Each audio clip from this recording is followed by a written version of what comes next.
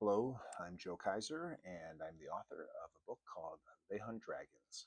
This is my explanation of the book in a nutshell. It's about 600 pages long. It's a medieval epic. I guess you could categorize it as a historical fantasy, uh, grim dark in the fact that it's not a very cheery book.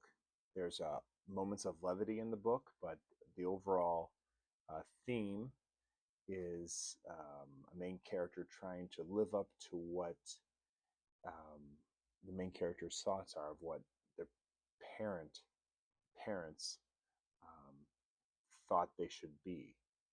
So it's a hard time. It's a medieval Scotland scenario, scene setting. Medieval Scotland. There's three subplots to the main character's through line or journey. This is a classic narrative. There's a couple of flashbacks or dreams about the time that the character had in the past, not just the ultimate main character, but I don't want to say sidekick, but it's a book about a couple. It's a book about a couple, a warrior of Scotland and his wife. They marry off screen and off page, and then they travel back home. The setting is medieval Scotland. There's a war has just ended between the southern country. I don't call it England. I do call the people the Lish, English. So there's a southern country, and then the primary focus is Scotland. So the king is mourning the death of his first son. He's a little bit not right in the head at this point, and he's still got to govern. He's still got to rule this land. This medieval Scotland is also home to mythical creatures, and Dungeons and Dragon esque characters, whether they're orcs or goblins or uh, little, not not dwarves, but little people. Um, might be a tiefling in there. Of course, there's a dragon. The book is called They Hunt Dragons. There's multiple dragons in the book. There's one big baddie that's terrible, and this big baddie is uh, destroying the countryside, burning the towns and the hamlets, the little cities. The king is at a loss. He doesn't know what to do. He's tasking his lords, find a way to kill this dragon. You've got knights, you've got heroes in your um, regions, your fiefdoms. Find Get them together and kill this dragon.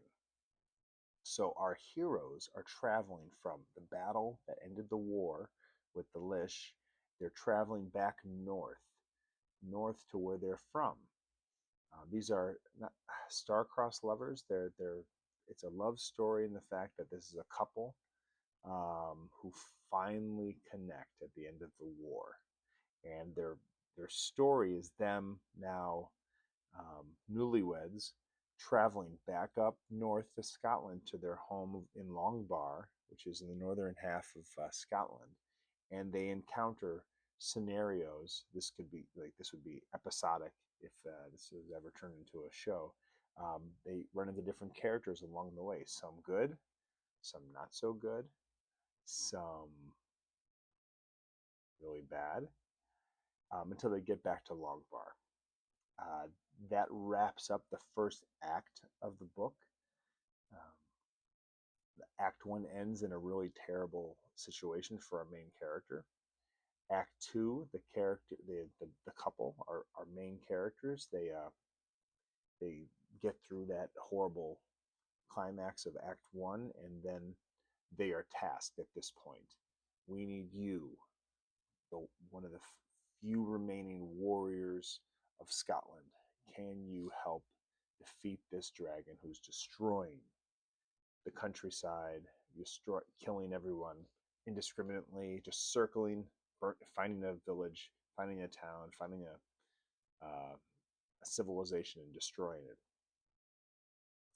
So the heroes at this point say, all right, and then it turns into a quest.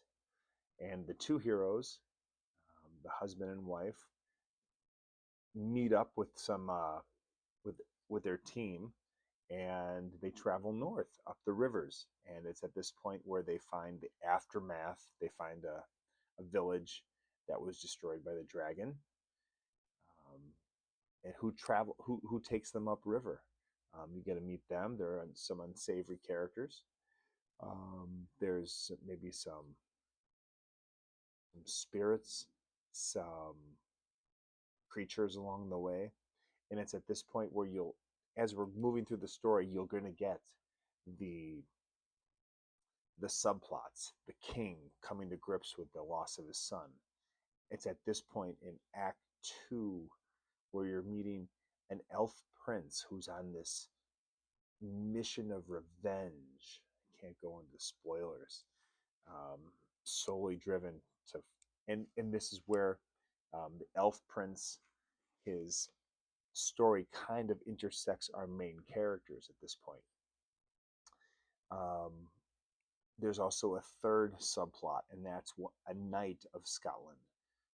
This rugged, hard, seasoned veteran who's trying to kill the knight, trying to do what he's do his duty, and things don't go the way they they're planned.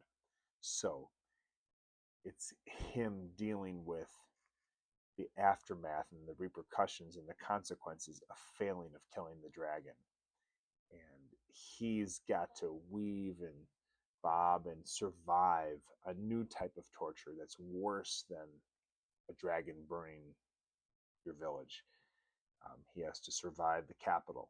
He has to survive the king, who's going a bit, and all the different drama and turmoil within the capital. Can he survive this rugged, seasoned veteran knight? And then now we're nearing the end of Act 2, and that's the heroes coming face to face with the dragon, and they are not ready for it, and it shows. Act 3, I gotta be real vague here. The heroes are on their journey. Not everybody survives. Let's just call that out right there, okay? Not everybody survives. The heroes make that final journey, that final step on the journey. They meet.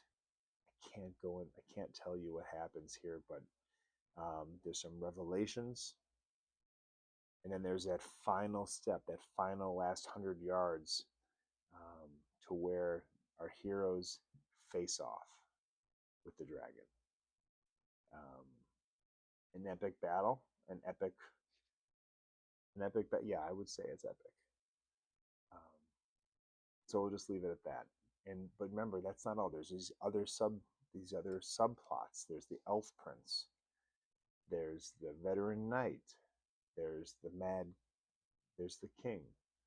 So um, it's a trip. It's called They Hunt Dragons. I hope you get a chance to read it. I hope you read it. I hope you enjoy it. It took me better part of, I think, a year and a half, and it's pretty epic. I hope you enjoy it. I'm Joe Kaiser, and this has been a introduction, a bit of what is They Hunt Dragons, and my book, and I hope you enjoy it. So there you go. Cheers.